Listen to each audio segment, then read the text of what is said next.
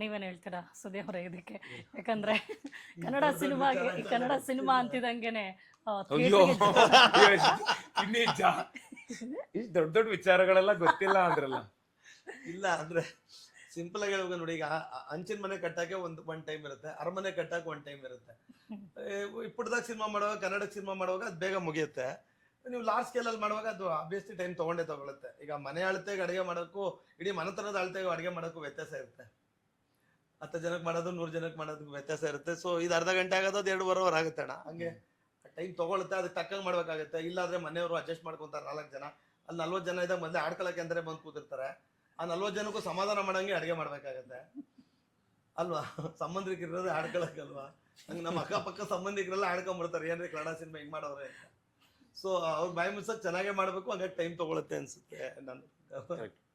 ಏನ್ ಸ್ಪಾಂಟೇನಿಯಸ್ ಆಗಿ ಹೇಳ್ತಾರೆ, ನೀವು ಯಾವುದೇ ವಿಷಯ ಕೊಟ್ರು ಹಿಂಗೆ ಹೇಳ್ತಾರೆ. ಅದೇ ಇಲ್ಲ ನನ್ಗೆ ಹಿಂಗೆ ಬರುತ್ತೆ. ಇಲ್ಲ ನನಗೆ ಇವ್ರು ಮಾತು ಕೇಳ್ತಾ ಕೇಳ್ತಾ ಕೇಳ್ತಾ ಏನ್ ಅನ್ಸುತ್ತೆ ಅಂದ್ರೆ, ಖಂಡಿತ ಇವ್ರ ಹತ್ರ ಒಂದು ಸ್ಕ್ರಿಪ್ಟ್ ಬರ್ಸ್ಕೋಬೇಕು, ಡೈಲಾಗ್ಸ್ ಬರ್ಸ್ಕೋಬೇಕು. ನಿಜ ಹೇಳ್ತೀನಿ, ನಾನು ಸುಮ್ಮನೆ ಅದು ಇಲ್ಲಿದ್ದಾರೆ ಅಂತಲ್ಲ, ನಾನು ಮೊನ್ನೆಯಿಂದನೂ ಅನಿಸ್ತಾ ಇತ್ತು. ಈ ಕೆಲವು ಈ ವರ್ಡ್ಸ್ ಈ ಪ್ರಾಸತ್ರ ಎಲ್ಲ ಹೇಳ್ತಾರೆ ಗೊತ್ತಾ, ಅದು ತುಂಬಾ ಚೆನ್ನಾಗಿದೆ. ಇಲ್ಲ ಆಕ್ಚುಲಿ ನೀವಿಲ್ಲ ಆಗ್ಲೇನೆ, ನೀವು ಹೊರಗಡೆ ಇದ್ರಿ ಸರ್, ನಿಜವಾಗ್ಲೂ ನಿಮ್ಮ ನೆನಪು ಮಾಡ್ಕೊಂಡ್ರು ಯಾವ್ದೋ ವಿಚಾರ ಬಂದಾಗ. ಮನಸ್ಪೂರ್ವಕವಾಗಿ ಹೇಳೋದವ್ರು. ಹೌದು, ಅದೇ ನಮ್ಗೆ ಡವ್ ಮಾಡೋರು, ನಿಜ ಹೇಳೋರು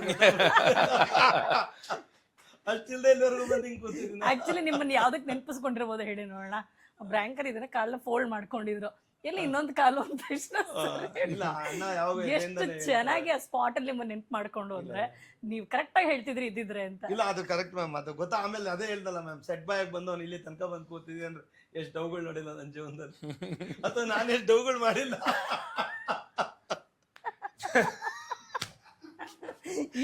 ಸುಮ್ಮನೆ ಪಟ್ಟ ಸಿಗುತ್ತ, ಈಗ ಡವ್ ಮಾಡಿಲ್ಲ ತಾನೆ. ಪಡಬಾರ್ದು ಕಷ್ಟಪಟ್ರೆ ಇಲ್ಲಿ ಪಟ್ಟ ಸಿಗೋದು.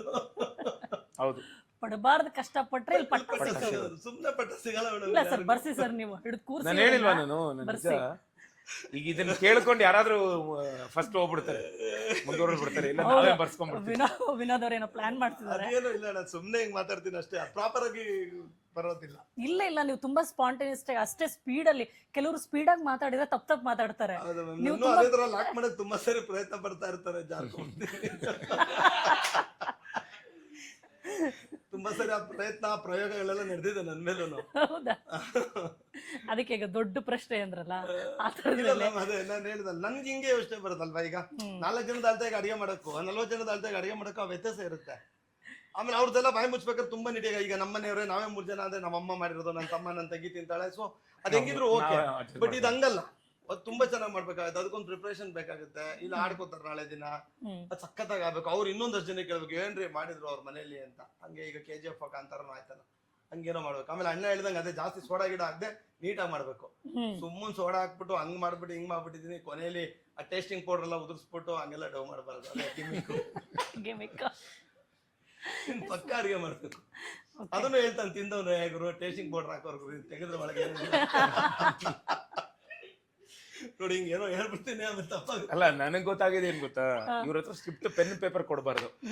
ಇತರ ಒಂದ್ ಸಬ್ಜೆಕ್ಟ್ ಅಂತ ಸುಮ್ನೆ ಡಿಸ್ಕಸ್ ಮಾಡ್ಕೊಂಡು ರೆಕಾರ್ಡ್ ಹಾಕೊಂಡ್ರೆ ಒಂದಿಷ್ಟು ಸಿಗುತ್ತೆ ನಮ್ಗೆ. ರೆಕಾರ್ಡಿಂಗ್ ಹಾಕೊಂಡ್ರೆ ಅಲ್ಲ ಅಂದ್ರೆ ನಾವು ಸ್ಕ್ರಿಪ್ಟ್ ಅಂತ ಕೂತ್ಕೊಂಡ್ರೆ ಇದೊಂದು ಸ್ಕ್ರಿಪ್ಟ್ ಅನ್ಕೊಂಡು ನಾರ್ಮಲ್ ಆಗಿ ಮಾತಾಡ್ಸಿ ಇದೆಲ್ಲ ಡೈಲಾಗ್ಗಳೆಲ್ಲ ತಗೊಂಡು.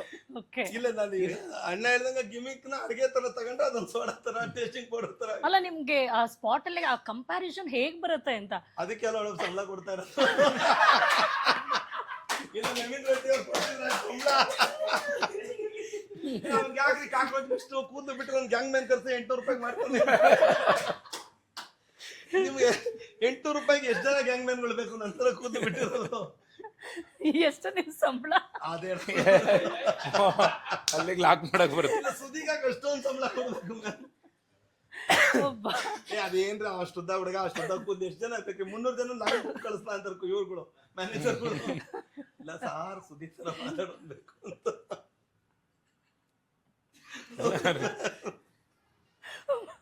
ಈಗ 100% ಇಂಟರ್ವ್ಯೂ ನೋಡಿದವರು ಇವ್ರ ಹತ್ರ ಚೆನ್ನಾಗಿ ಬೈಕೋತಾರೆ. ಇಲ್ಲ ಚೆನ್ನಾಗಿ ಬೈಕೋತಾರೆ ಗುರು, ಒಂದೇ ಬಂಡವಾಳ ಮಾಡ್ಕೊಂಡು ಕೂತಾನ್ ಬರೀ ಮಾತು. ಅಲ್ಲೇ ಸರ್ ಇನ್ನೊಂದು ಕೇಳಿದಿರಲ್ಲ, ಇವರು ಕಮೆಂಟ್ಗಳಿಗೆ ಕಮೆಂಟ್ ಆಗ್ತಿರ್ತಾರಲ್ಲ. ಹೌದು ಹೌದು, ಹೌದು ಮ್ಯಾಮ್ ಆಗ್ತದೆ, ಅದ್ ನಿಜವಾಗ್ಲೂ ಮಾಡ್ತೀನಿ. ಈಗಲೂ ಒಂದ್ ಐತೆ ಬೇಕಾದ್ರೆ ತೋರ್ಸಿ ಹೇಳ್ಬಿಡ್ತೀನಿ ಅವ್ರಿಗೆ. ಇಲ್ಲೇ ಇದು ನಮ್ಮ ಮಾದೇವ ಸಿನಿಮಾಗೆ ಸಂಬಂಧಪಟ್ಟಿದೆ. ಇವ್ರು ಯಾರೋ ಈ ಕಿಂಗ್ ಆಫ್ ಕಿಂಗ್ಡಮ್ ಅನ್ನೋರು, ಅಂದ್ರೆ ಇವರು ಇನ್ನು ಸಿನಿಮಾನೇ ನೋಡಿರಲ್ಲ. ಇದು ಯಾರೋ ಒಬ್ರು ಹಿಂಗೆ ಹಾಕಿದ್ದಾರೆ ಕಮೆಂಟ್, ಅದ್ರಲ್ಲಿ ನಾನೊಂದು ಕೊಚ್ಚಾಕ ತರದ್ ಒಂದು ಸುಮ್ನೆ ಒಂದು ಸೀನ್ ಹಾಕಿದ್ದೆ, ರಿಲೀಸ್ ಬಿಫೋರ್ ಹಾಕಿದ್ದೆ. ಸುಮ್ನೆ ಅದೊಂದು ಸೀನ್ ಹಾಕಿರೋದು, ಹಿಂಗೆ ಕತ್ತರಿಸ್ತಿರೋದು, ಅದನ್ನು ಮೇಕಿಂಗ್ ಹಾಕಿರೋದು. ಅದು ನೋಡಿದ ತಕ್ಷಣ ಆಗ್ಲೇ ಇಷ್ಟು ಉದ್ದ ಈ ತರದೆಲ್ಲ ನೋಡ್ಬಿಟ್ಟು ಸಮಾಜ ಏನಾಗಿದೆ, ಅದಕ್ಕೆ 6 ವರ್ಷದ ಮಗ 12 ವರ್ಷದ ಮಗನ್ ಚುಚ್ಬಿಟ್ಟ, ಅವ್ರ್ಯಾರೋ ಹೊತ್ಕೊಂಡು ಹೋಗಿ ಅವ್ರೇನೋ ಮಾಡ್ಬಿಟ್ರು, ಈ ತರದೆಲ್ಲ ಒಂದಷ್ಟು ಹಾಕಿದ್ದಾರೆ. ನಾನು ಅದಕ್ಕೆ ಅವ್ರಿಗೆ ಹೇಳಿದ್ದೆ, ಇದ್ರಲ್ಲಿ ಹೇಳಿದ್ದೀನಿ, ಬೇಕಾದ್ರೆ ಅವ್ರ ಹೆಸರು ಹೇಳಂದ್ರು ಹೇಳ್ತೀನಿ, ಬಿಡಿ, ಅವ್ರು ಅವಮಾನ ಮಾಡ್ದಂಗೆ ನಂಗೆ ಮಾಡಕ್ ಇಷ್ಟ ಇಲ್ಲ. ನಾನು ಅದನ್ನೇ ಏನ್ ಹೇಳಿದ್ದೆ ಅವ್ರಿಗೆ ಅಂದ್ರೆ, ನೋಡು ಕಂದ, ನೀನ್ ಫಸ್ಟ್ ಸಿನಿಮಾ ನೋಡು. ಈಗ ನೀನು ರಾಮಾಯಣ ಸಿನಿಮಾ, ನೀನ್ ರಾಮಾಯಣ ನಿನಗೆ ಗೊತ್ತಿಲ್ಲ, ರಾವಣದೊಂದು ಸಣ್ಣ ಟೀಸರ್ ಹಾಕಿನಿ, ರಾವಣನ್ ನೋಡಿದ ತಕ್ಷಣ ನೀನು ಓ ಅಂತ ಬೈದ್ಬಿಟ್ರೆ ರಾವಣನ್ನೇ ತೋರಿಸ್ತೆ, ರಾಮನ್ ಹೆಂಗ್ ತೋರಿಸ್ತೆ ಸ್ವಾಮಿ?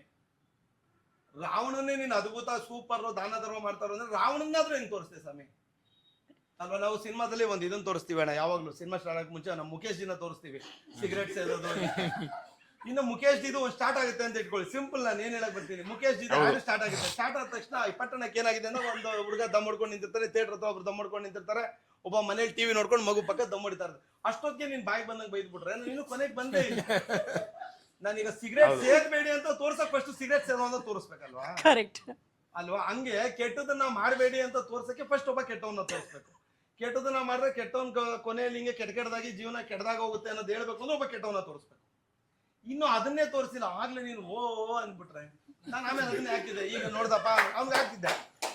ಈಗ ಅಲ್ವಾ ಮುಖೇಶ್ ಯಾಕೆ ತೋರಿಸ್ತೀವಿ, ನೀವು ಮುಖೇಶ್ ಹಂಗೆ ಆಗಬಾರ್ದು ಅಂತ. ಮುಖೇಶ್ ತೋರಿಸ್ತಿದ್ದಂಗೆ ನೀನ್ ಬೈದು ಓ ಇದಯ್ಯ ಅವ್ನ್ ಯಾಕೆ ತೋರಿಸ್ತಾ ಇದೀವಿ ಅನ್ನೋದನ್ನ ನೋಡು ಅಂತ. ಇದನ್ನ ಹೇಳಕ್ ಕೊಡಕ್ ಮುಂಚೆನೆ ಹೇಳಿದ್ರೆ ಹೆಂಗೆ ಮ್ಯಾಮ್?